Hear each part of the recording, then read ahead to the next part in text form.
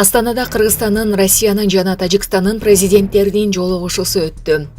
Астана шаарында бүгүн 13 октябрда Кыргыз Республикасынын президенти Садыр Жапаровдун, Россия Федерациясынын президенти Владимир Путиндин жана Тажикстан Республикасынын президенти Эмомали Рахмондун 3 тараптуу жолугушуусу болду. Мамлекеттик чыгаранын кыргыз-тажик тилкеси боюнча актуалдуу маселелер талкууланды. Мамлекет башчысы Владимир Путинге бул биргелешкен жолугушууну өткөрүү жана орун алган көйгөйлүү маселелерди ишеним артуу менен талкуулоо демилгеси, ошондой эле Кыргызстан менен Тажикстандын ортосундагы мамлекеттик чыгара маселелеринде көмөк көрсөтүүгө даярдык үчүн ыраазычылык билдирди.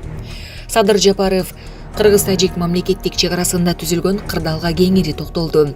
Ал кыргыз тарап талаштуу маселелерди тынчтык жолу менен жана саясий дипломатиялык ыкмалары менен гана чечүү зарылчылыгы боюнча өзгөрүүсүз позицияны карманаарын баса белгилеп, тажик тараптын куралдуу агрессиясынын кесепеттери тууралуу эске салды.